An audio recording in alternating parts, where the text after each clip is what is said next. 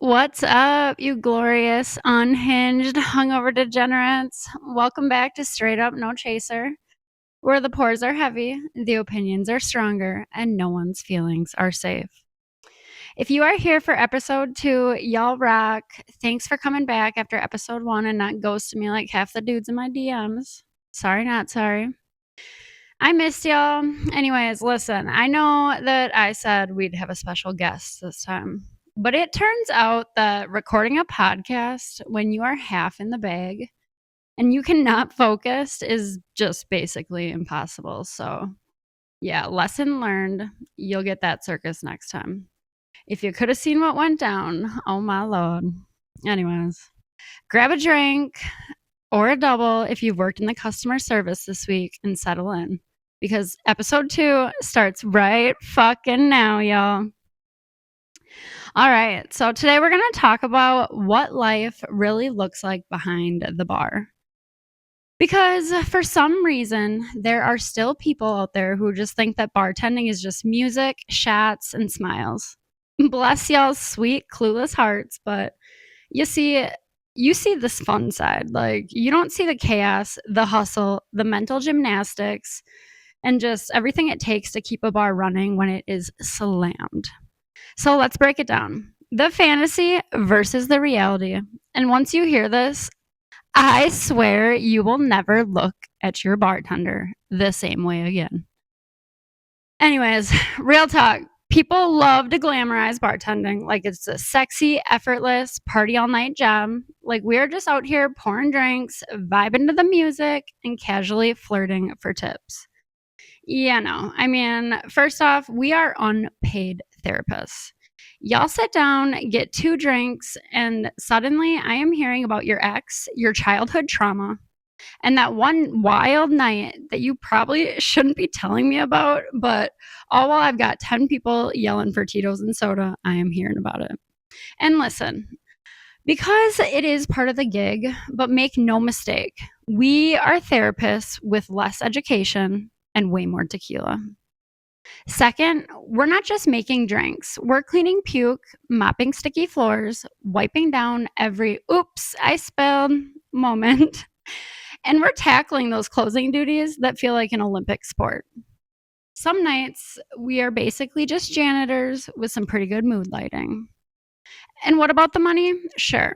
We can make good tips if the crowd's right, if the night's poppin', and we're not splitting it with every barback, kitchen crew member, and the random who helped us take out the trash that one time. Happens all the time. But even a packed bar can be full of these broke sweet talkers that just expect VIP service for free. And yes, we still serve them, knowing damn well we are not making a dime off of that crowd.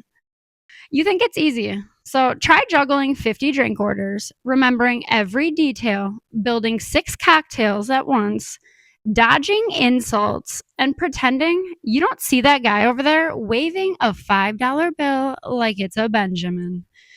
We miss all of the holidays, the birthdays, family dinners, and sleep. What the hell is that? Also, y'all can stroll in and order a frozen Long Island with a splash of Red Bull and a cucumber garnish, just like we're running the day spa.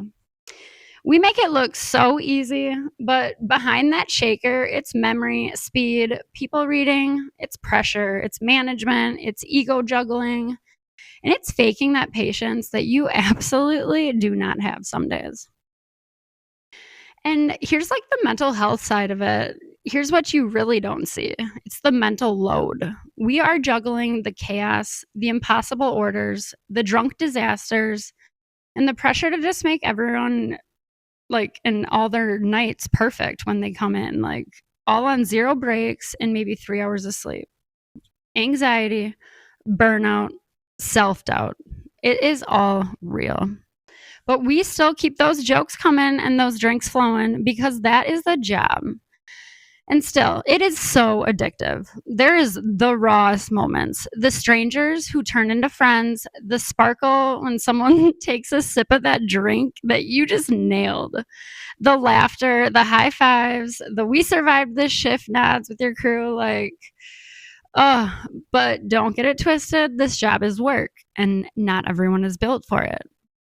Behind the smiles, there's a good chance I am running on caffeine, sarcasm, and pure willpower not to quit.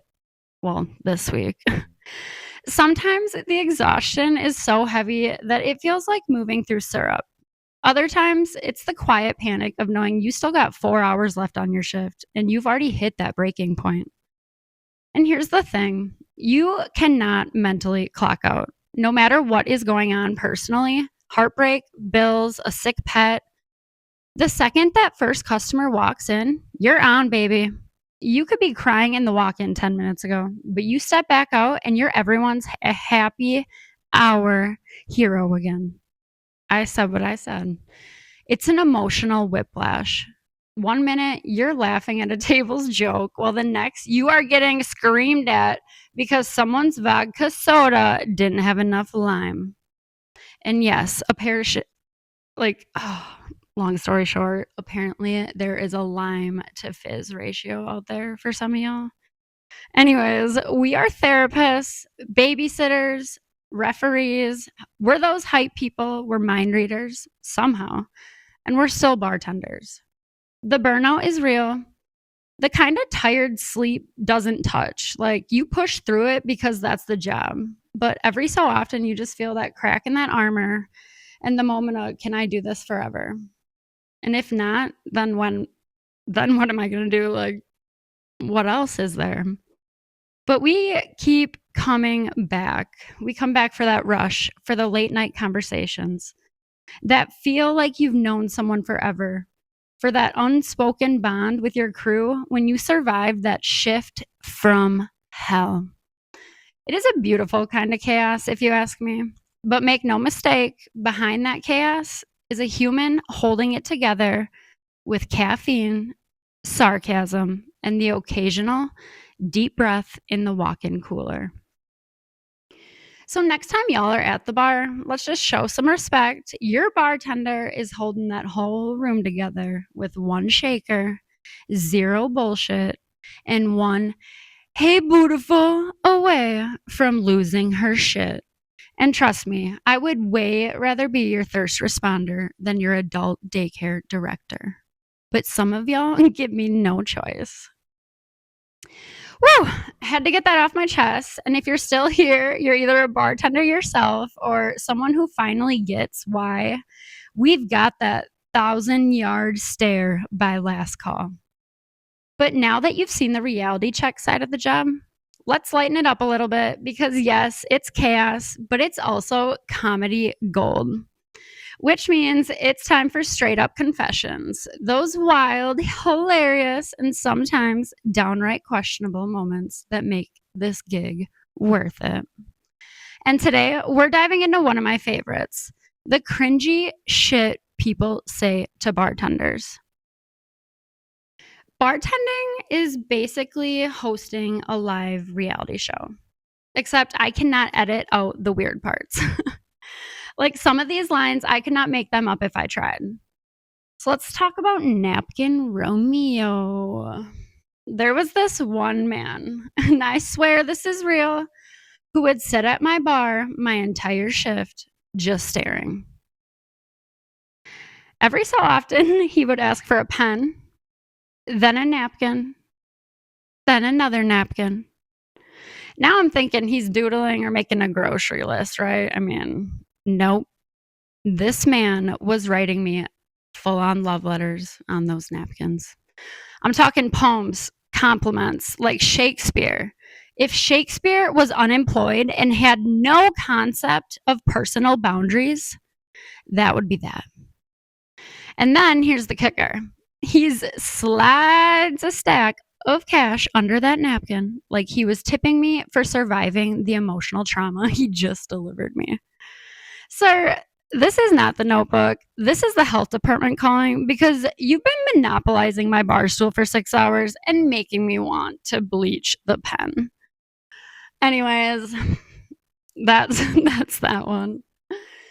What about that? Oh my God, this is some of y'all make me cringe. All right. There was this one guy who asked my shirt size. Okay, we're going to call this the work shirt warrior. So he asked for my shirt size, right? This is already a red flag, but I was curious. I tell him, he says, I'm going to get you one of my work shirts. In my head, I am thinking, oh, is this like merch from the place you own? Cute. I could rock that. But no, this man meant his literal, sweaty, been on his body all day work shirt from his truck.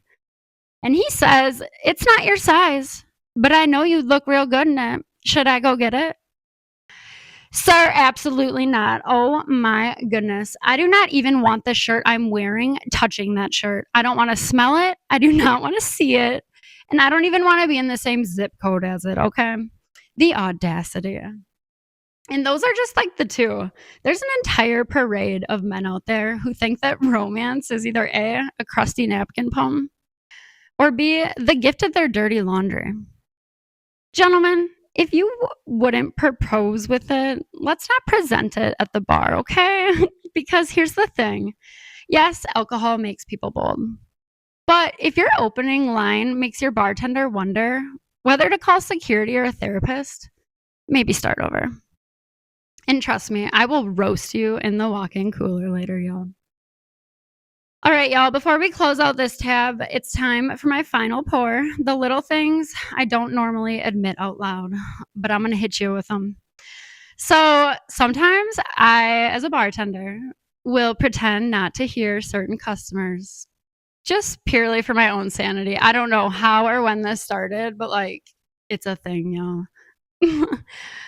Not to everyone, just very, very select few.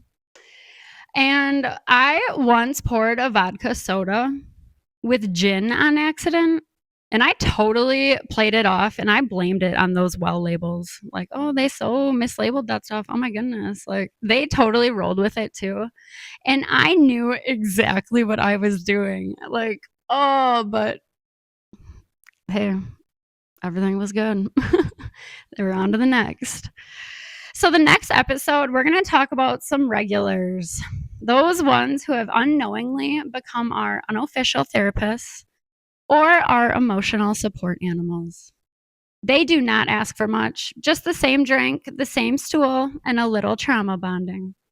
They have seen us cry mid-shift, rage quit, but not actually, and power through heartbreak with tequila. And in 2 weeks, we're giving these unsung legends their flowers, or at least their moment. Because sometimes the only thing keeping me from walking out mid-shift is a half-drunk regular with questionable advice and just enough trauma to make me feel seen. Do y'all got a story that just happens to be behind the bar? The chaos, the laughs, the disasters, the wins. I want to hear it. Hit that link in my bio. Sign up. Get on the mic with me. Let's turn your nights into legendary stories, y'all. Let's make them where the world will never forget it. All right, well, tip your bartenders, hug your emotional support regulars, and we'll see y'all in 2 weeks. Same bar, same chaos, no chaser. That's all for today, y'all. XOXO, your local thirst responder.